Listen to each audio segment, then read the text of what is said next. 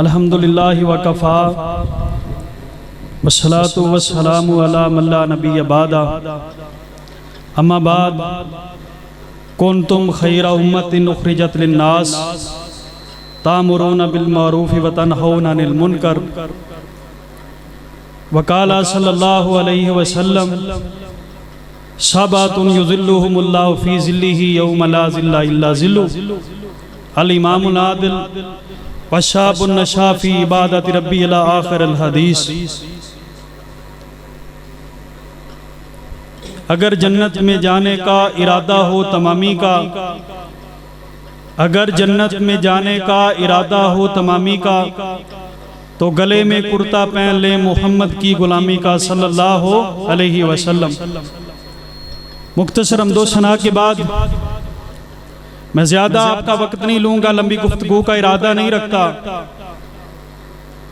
آج کا یہ عظیم الشان پروگرام اصلاح معاشرہ کانفرنس اہل حدیث یوتھ فورس تحصیل رینالہ خرد کے زیر اہتمام اپنی منزل کی طرف رواں دواں ہے۔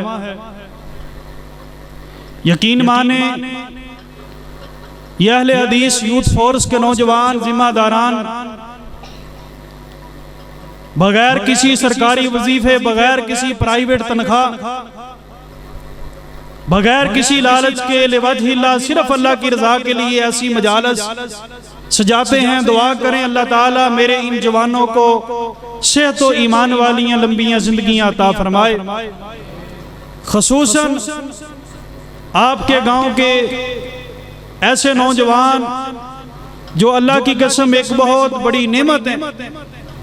میری مراد برادرم قاری عبدالمنان عاصم صاحب، برادرم قاری محمد ارشد ڈوگر صاحب، برادرم مولانا شاہد ادریس مدنی صاحب، دیگر نوجوان، یہ اس گئے گزرے دور میں اتنی اچھی مجالس جاتے رہتے ہیں ہمیں دین کا سبق سیکھنے سکھلانے کے لیے۔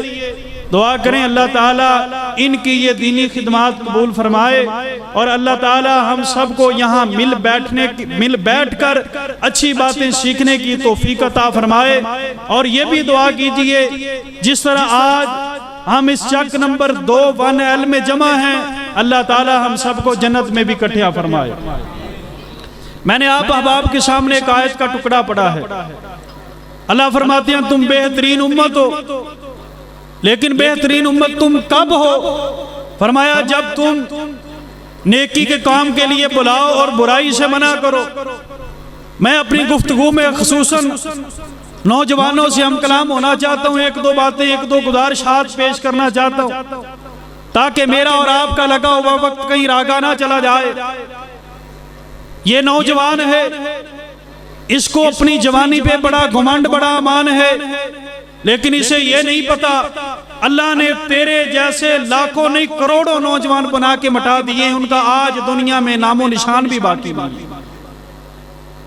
اگر تم اللہ نے جیسا کہ قرآن میں کہا ہے تم بہترین امت ہو، لیکن بہترین امت کب ہو؟ جب تم لوگوں کو دین کی طرف بلاؤ، لوگوں کو گناہ سے منع کرو۔ جب تم ایسے نوجوان بن جاؤ گے، مجھے اللہ کی قسم ہے تم دنیا سے چلے جاؤ گے، لیکن لوگ تیرا نام لے لے کے تیری مغفرت کی دعائیں کریں گے۔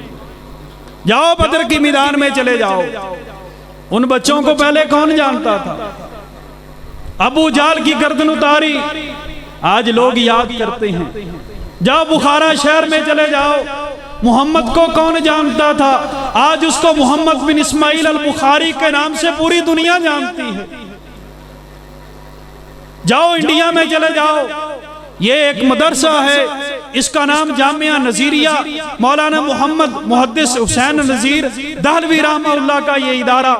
ایک نوجوان ہے، ایک گھر میں کھانا کھاتا ہے، اس گھر کی عورت، اس گھر کی لڑکی اس پہ ڈورے ڈالتی، لیکن یہ اللہ والا، یہ نوجوان اللہ سے ڈرنے والا، ایک دن یہ اس کے شکنجے میں آ گیا، اسے کہنے لگی میرے ساتھ برائی کر، اگر برائی نہیں کرو گے تو میں چھوڑ ڈال دوں گی۔ اس نے میری عزت پہ ہاتھ ڈالا ہے۔ یہ نوجوان پریشان ہے، لیکن دل میں خوف ہے۔ اللہ فرماتے ہیں جو میرے خوف سے ڈر گیا، وَلِمَنْ خَافَ مَقَامَ رَبِّهِ جَنَّتَانِ، میں ڈرنے والے کے لیے 2 جنتیں تیار کی ہیں، اس نوجوان کے دل میں خوف ہے، کاش وہی خوف آج میرے نوجوان کے دل میں پیدا ہو جائے۔ یہ کہتی ہے زنا کے لیے تیار ہو جاؤ ورنہ میں شور کر دوں گی۔ اس نوجوان نے مہلت مانگی، بی بی نے یہ سمجھا یہ آمادہ ہو چکا ہے، یہ واش روم میں گیا، اس نے پخانہ کیا۔ میرے نوجوانوں سنو، اللہ کی قسم ہمارا ایمان بھی تازہ ہو جائے گا اور ہمارا ایمان ہم کو خود جھنجھوڑے گا بھی۔ اس نے واش روم میں گیا، اپنا پخانہ کیا، وہی پخانہ لے کر اپنے پورے جسم پہ مل کے واش روم سے باہر آیا۔ اس عورت نے دیکھا اتنی بدبو، یہ دور ہوگی، کہتی بھاگ جا۔ اس نے دروازہ کھول دیا، یہ رات کا ٹائم ہے، فل سردی ہے۔ نوجوان مسجد میں پہنچا، اسی طرح کپڑوں سمیت غسل کیا، نہایا، اسی کپڑے میں سو گیا۔ رات کو بخار ہوا، بخار کی وجہ اس کے موت کا سبب بن گئی، یہ دنیا سے چلا گیا۔ لیکن نوجوان جو میں تجھے پیغام دینا چاہتا ہوں، جب اس کا جنازہ اٹھا تو جہاں جہاں جنازہ جا رہا تھا ہر طرف خوشبوئیں خوشبوئیں پھیل رہی ہیں۔ ایسے نوجوان تھے۔ نبی علیہ السلام نے فرمایا کل قیامت کا دن ہوگا، کوئی سایہ نہیں ہوگا سوائے اللہ کے سائے کے۔ یہ تیری بلڈنگیں، یہ تیرے مکان سب گر جائیں گے، کوئی سایہ نہیں ہوگا۔ لا ذلہ الا ذلو، اللہ کے صرف اونلی عرش کا سایہ ہوگا۔ اللہ اس سائے میں 7 قسم کے خوش نصیبوں کو اپنے عرش کے سائے میں جگہ دے گا۔ جب تک دنیا کا حساب و کتاب کا معاملہ ہوگا یہ اللہ کے عرش کے سائے میں آرام سے بیٹھے رہیں گے۔ میرے نوجوان ساتھیوں، ان میں ایک وہ بھی ہے، نبی علیہ السلام نے فرمایا شاب نشا فی عبادت ربی، ایک ایسا نوجوان جس نے اپنی ساری زندگی اللہ کی عبادت میں گزار دی۔ کیا آپ ایسے نوجوان بننے کے لیے تیار ہیں؟ میں کوئی لمبی گفتگو نہیں کروں گا، میں بات ختم کرنے لگا ہوں آپ سے وعدہ لے کے۔ کیا آپ چاہتے ہیں کل قیامت کو آپ کو اللہ کے عرش کا سایہ مل جائے؟ جو چاہتا وہ ہاتھ کھڑا کر۔ چاہتے ہیں نا اللہ کے عرش کا سایہ مل جائے تو کرنا کیا پڑے گا؟ شاب نشا فی عبادت ربی، آج سے اپنی جوانی اللہ کے لیے صرف کر دیجیے۔ اہل حدیث یوتھ فورس کے پلیٹ فارم پہ آئیے، یوتھ فورس کے نوجوانوں کا ساتھ دیجئے۔ تبلیغی اصلاحی میدان ہو، رفائی کاموں کا میدان ہو، غربا کا معاملہ ہو، بیوہ کے ساتھ فنڈنگ ہو، یہ فری ڈسپینسریز ہوں، بلڈ کیمپس ہوں، کوئی بھی کام ہو آج سے تیار کر لیجئے کہ جتنے دن باقی ہیں، جتنے سانس باقی ہیں، انشاءاللہ وہ اللہ اور اللہ کے رسول کی اطاعت میں گزریں گے۔ آخری بات کو آپ جتنے لوگ جمع ہیں، بچے بوڑھے نوجوان، یہ آپ کا جو وقت اللہ کی قسم بڑا قیمتی ہے۔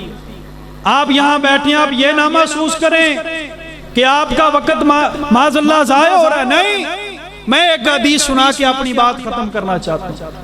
یہ بخاری شریف ہے، کتاب الزکوٰۃ ہے، کتاب الزکوٰۃ کی لوگوں تیسری حدیث ہے۔ سیدنا ابو ہریرہ رضی اللہ تعالیٰ عنہ، کون ابو ہریرہ؟ عبد الرحمن بن صخر نام ہے، قبیلہ دوس سے تعلق ہے، 5374 حدیثیں بیان کر کے ہم تک پہنچا دی۔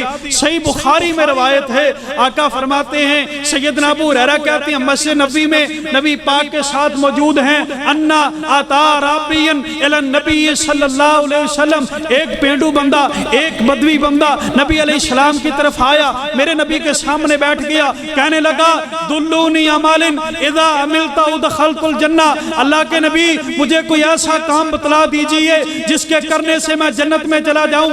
آقا فرماتے ہیں تعبد اللہ ولا تشرک به شیئا، اے آنے والے ایک تو اللہ کی عبادت کرنا، اس کے ساتھ کسی کو شریک نہ ٹھہرانا، وتقیم الصلاۃ المکتوبہ، فرضی نماز قائم کرنا، وہ تقضی زکوٰۃ المفروضہ، اگر اللہ مال دے دے تو فرض زکوٰۃ ادا کرنا، وتصوم رمضان، اگر تیری زندگی میں رمضان آ جائے رمضان کے روزے رکھنا۔ میرے نبی نے یہ 4 کام اسے بتلائے ہیں۔ حضرت ابو ہریرہ کہتے ہیں یہ بندہ اٹھنے لگا، اس سے پہلے اس نے کچھ الفاظ کہے، کہنے لگا والذی نفسی بیدہ لا ازید ولا ھذا، اے محمد صلی اللہ علیہ وسلم مجھے اللہ کی قسم ہے جو آپ نے 4 کام بتلا دیے ہیں ان میں میں اضافہ نہیں کروں گا۔ ثم واللہ، پھر یہ اٹھ کے چلا گیا۔ میرے نبی اس کی کمر دیکھ رہے ہیں، آقا صحابہ سے متوجہ ہوئے، فرمایا من سر ان ينظر الى رجل من اہل الجنہ فلینظر الى ھذا، میرے صحابہ جس بندے کا دل کرتا ہے دنیا میں چلتا پھرتا جنتی دیکھے، اس پینڈو کو دیکھ لو یہ دنیا میں چلتا پھرتا جنتی۔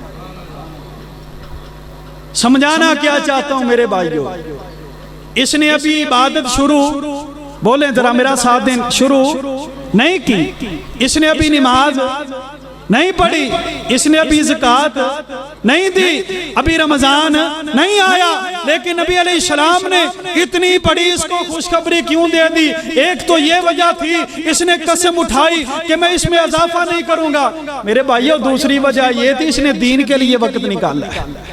نبی علیہ السلام کے پاس دین سیکھنے کے لیے وقت نکال کے آیا۔ میرے بھائیو یہ دینی مجالس میں آیا کرو، انہیں اٹینڈ کیا کرو، یہاں بیٹھنا آپ کا رائے گا اور بیکار نہیں جائے گا۔ یہ عربی 2 منٹ آیا، 2 منٹ نبی علیہ السلام کے پاس بیٹھا، دین سیکھا چلا گیا، اللہ نے مقام کیا دیا کہ نبی پاک کو بتلا دیا یہ دنیا میں چلتا پھرتا جنتی ہے۔